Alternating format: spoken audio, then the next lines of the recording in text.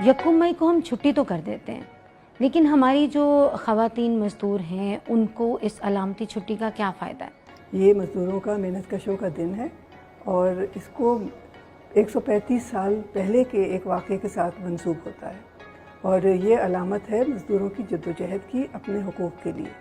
اور محنت کش جو تھے شکاگو میں، وہ اپنے اوقات کے حوالے سے ایک بہت بڑی پروٹیسٹ کر رہے تھے، اور اس زمانے میں جو مل مالکان ہیں وہ 10-10، 12-12، 16-16 گھنٹے مزدوروں کو لگاتار کام کراتے تھے۔ اس کے خلاف یہ آواز اٹھانے کے لیے جمع ہوئے تھے شکاگو میں کہ 8 گھنٹے سے زیادہ مزدوروں کا اوقات کار نہیں ہونا چاہیے، اور اس پہ پولیس ان کو روکنے کی کوشش کر رہی تھی، اور اس پہ ایک جو فائرنگ ہوئی ان پروٹیسٹرز کے خلاف، ان جو مزدور تھے، عورتیں اور مرد دونوں تھے اس میں، تو اس میں 100 سے زیادہ مزدور جو تھے وہ ان کو چوٹیں لگیں، اور کئی 7 سے لے کے 12 کی ہے ریکارڈ کے مارے گئے۔ تو اس دن سے، اور میں بتا رہی ہوں یہ 1859 کی بات ہے، کہ اس دن سے پھر یہ طے ہوا 3-4 سال کے بعد، یہ وہ زمانہ ہے جب کہ جو مزدور تحریکیں بننا شروع ہو رہی تھیں سوشلزم کے بنیاد پہ۔ تو انہوں نے کہا کہ یہ ہم 1 مئی جو ہے وہ مزدوروں کے دن کے ساتھ منسوب کریں گے، اس دن کو ہم منائیں گے کیونکہ ایک ہماری جدوجہد کی کامیابی اس دن سے شروع ہوئی ہے، اور جب سے یہ ساری دنیا میں 1 مئی کا دن جو ہے وہ منایا جاتا ہے۔ اور اس میں ہم جو ہے ویمنز ایکشن فورم کی طرف سے ہم یہ دیکھنا چاہتے ہیں کہ جو خواتین مزدور ہیں ان کی آواز اتنی ہمیں سامنے نظر نہیں آتی، نہ ان کے کام اور مسائل، تو ہم اس دن کی علامت کو عورتوں کے حوالے سے جوڑ کے یہاں پر آج بات کرنا چاہتے ہیں۔ 135 برس گزر چکے ہیں اس مزاحمت کو، تو اس دور سے اب تک کے دور میں آپ خواتین کو کہاں پر دیکھتی ہیں؟ جو سٹرگل 1886 میں ان مزدوروں نے کی تھی اپنے اوقات کار کم کرنے کے لیے، ابھی تک اگر ہم اس بات کو کریں تو ہمارے جو مزدور ہیں جو کہ انڈسٹریل سیکٹر کے ورکرز ہیں، جو فارمل آتے ہیں ایک شعبے کے اندر، ابھی تک ان کے اوقات کار 12 گھنٹے اور 10 گھنٹے تو بالکل ان کو پتہ ہے کہ جی ہم نے 10 گھنٹے کام کرنا ہے، لیکن اس کے بعد جو اوور ٹائم کا ہے وہ 12 سے 14 گھنٹے وہ ابھی بھی کام کر رہے ہیں۔ تو یہاں پہ بات کرنے کا مقصد یہ ہے کہ آج 1 مئی کو ہم دوبارہ سے سیلیبریٹ تو کر رہے ہیں، لیکن جو مزدور مرد اور عورتیں دونوں ہی اوقات کار ان کے ابھی تک جو ہیں اس طرح سے کم نہیں ہوئے ہیں، وہ ابھی تک بہت زیادہ اوقات کار کے اندر ہی باؤنڈ ہیں اور بہت زیادہ کام کر کے بہت کم ویجز ان کو دی جا رہی ہیں۔ یونینز تو موجود ہیں، لیکن انڈسٹری کے اندر یونینز پہ ابھی تک ان کو امپلائرز بنانے میں بہت زیادہ ریلکٹنٹ ہیں، ان کو اس طرح سے آزادی سے یونین بنانے نہیں دی جاتی ہے جس طرح کہ ان کو دینی چاہیے، جو کہ ہمارا کانسٹیٹیوشن ہے اس کا آرٹیکل 17 جو ہے وہ اجازت دیتا ہے کہ ہر شخص جو ہے وہ اپنی یونین بنا سکتے ہیں اور اپنی پسند کی یونین میں جا بھی سکتا ہے، اس میں ممبر بن سکتا ہے، لیکن ہمارے یہاں پہ ان کو یونین بنانے کی اس طرح سے آزادی نہیں دی جاتی ہے۔ 1 مئی کے حوالے سے چونکہ ہم بات کر رہے ہیں تو اس میں ایک خاص حصہ جو ہے تقریباً جو ہے 20% ہماری خواتین جو ہیں وہ مزدور خواتین سے تعلق رکھتی ہیں، تو اس میں حالات اور بھی خراب ہیں، صورتحال جو ہے وہ دیکھتی ہیں آپ، پیڈ لیبر اور ان پیڈ لیبر کے مسائل کے حوالے سے آپ کیا کہنا چاہیں گی؟ سب سے پہلے تو میں یہ کہوں گی کہ ویمنز ایکشن فورم خواتین محاذ عمل کی طرف سے ہر عورت اصل میں محنت کش عورت ہے، چاہے وہ گھر میں اپنے گھریلو کام کر رہی ہے یا وہ گھر میں بیٹھ کے کوئی مزدوری کے لیے کام کر رہی ہے یا فیکٹری میں کام کر رہی ہے، ہر عورت محنت کش ہے، اس کی محنت کو تسلیم پوری طرح سے نہیں کرتے ہیں۔ اس وقت ہم جو بات کر رہے ہیں وہ فیکٹری میں جو محنت کش خواتین ہیں ان کی بات کر رہے ہیں، اس میں جیسے جلوت نے کہا کوئی 20% ہمارے ہاں خواتین فیکٹریوں میں کام کرتی ہیں۔ ہماری نظر میں یہ ہے کہ یہ عورتیں جو ہے پوری طرح سے ان کو گنا نہیں جاتا ہے، اس سے زیادہ کام کرتی ہیں، کیونکہ فیکٹری میں اکثر عورتوں کو جو لیا جاتا ہے ان کے ساتھ جو رویہ ہوتا ہے، ایک تو وہ اس پریشانی کی بات ہے، دوسرے جو اوقات کار ہیں جیسے انہوں نے بتایا کہ اوور ٹائم ایکسپیکٹڈ ہے ان سے، اکثر عورتیں نہیں کر پاتی ہیں، تیسرے ان کے جو معاوضے ہیں وہ بھی کم ملتے ہیں مردوں کے مقابلے میں۔ مجھے معلوم ہے کہ یہ جلوت جو ہے اس پہ زیادہ اچھی طرح روشنی ڈال سکیں گی، تو میں آپ سے یہ پوچھنا چاہوں گی کہ جو فیکٹری میں جو خواتین کام کرتی ہیں کیا انہیں اپوائنٹمنٹ لیٹر ملتا ہے؟ جس میں کہ واضح طور پہ ہو کہ ان کا کام کیا ہے اور معاوضہ کیا ہے.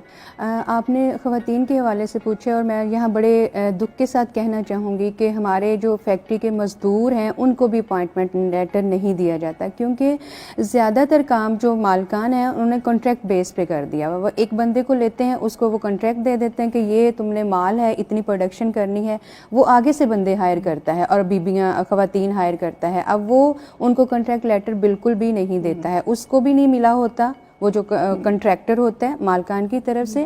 اور یہ سب کنٹریکٹر کا بہت زیادہ تصور اس میں آ چکا ہوا ہے، اور ان ورکرز کو ڈیلی ویجز پہ، پرماننٹ ورکر کوئی نہیں ہے. زیادہ تر جو لوگ کام کر رہے ہیں مزدور ہیں خواتین اور مرد، وہ پرماننٹ نہیں ہیں.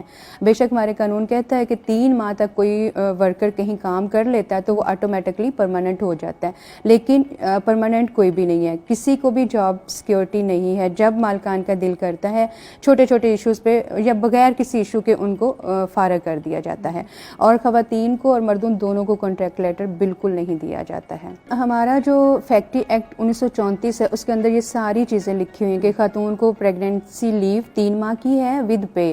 لیکن یہاں کیا ہوتا ہے کہ جیسے ہی پتہ چلتا ہے، فرسٹ آف آل تو یہاں پہ انہوں نے کرائٹیریا رکھا ہوا کہ 30 سے اوپر جو خاتون ہے اس کو رکھنا ہے، 40 سے بلو کو رکھنا ہے، 50 سے بلو کو رکھنا ہے. اور جب کسی کا پتہ چلتا ہے کہ وہ پریگننٹ ہے، اس کو اس کی نوبت آنے سے پہلے ہی فارغ کر دیا جاتا ہے اس خاتون کو، اور اسے پھر کام پہ نہیں رکھا جاتا، کیونکہ یہ کہا جاتا ہے ابھی اس کا بچہ چھوٹا ہے، یہ لیوز مانگے گی اور بہت زیادہ اس کی کیئر کے لیے.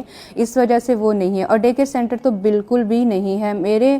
مجھے تقریباً 18 سال ہو گئے کام کرتے ہوئے، کوئی ایسی فیکٹری مجھے، بلکہ برانڈس کے لیے کام کرنے والی، انٹرنیشنل برانڈس کے لیے کام کرنے والی فیکٹری کے اندر بھی یہ ڈے کیئر سینٹر کی سہولت موجود نہیں ہے.